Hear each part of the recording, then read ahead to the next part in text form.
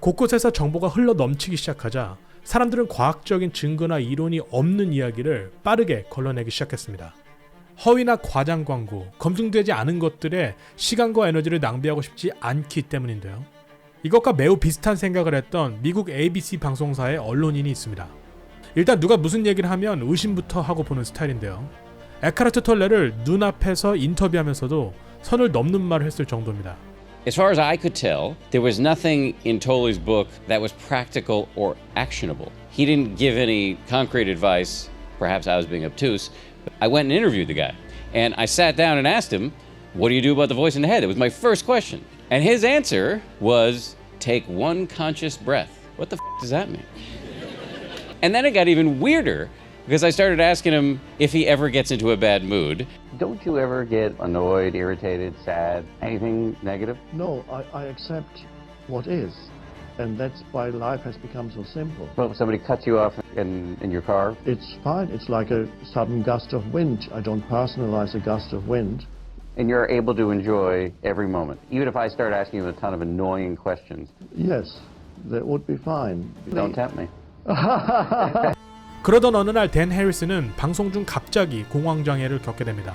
I was in the middle of the first story and I was overtaken by this irresistible bolt of fear. For cancer, but it's too early to prescribe statins slowly for cancer production. And in the moments afterwards, I realized that I had had a panic attack. I was deeply, deeply embarrassed. It wasn't until later that I learned what caused it.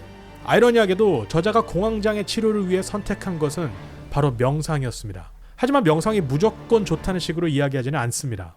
대신 명상을 하게 될 경우 10% 더 행복해질 수 있었다고 말하죠.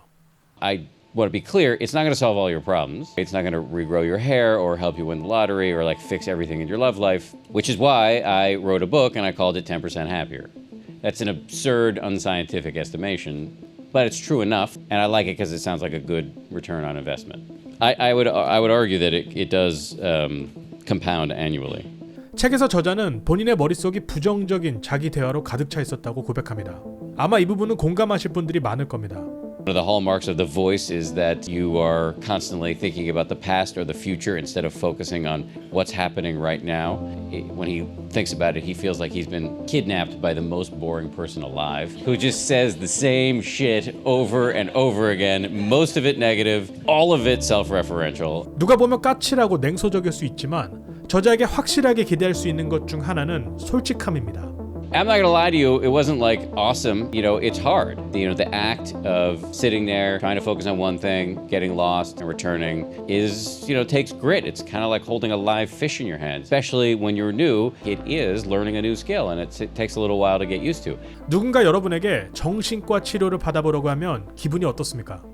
네, 제가 정신적으로 문제가 있죠. 하면서 겸허하게 받아들이기 쉽지 않을 겁니다. 왜냐면 기본적으로 나한테 문제가 있다고 지적한 것처럼 들리니까요. 하지만 저자는 모든 사람은 기본적으로 미친 상태라고 말합니다. 저자의 경우에는 부정적인 목소리를 잠재우기가 어려웠다고 하는데요. Sometimes people come to me and say, I get it, you make a good case, meditation is good for you, but you don't understand, I could never do it. My mind is too busy. I call this the fallacy of uniqueness. Welcome to the human condition. Everybody's mind is crazy. If you're meditating and it's easy, you're probably cheating, maybe you're enlightened, or you're dead.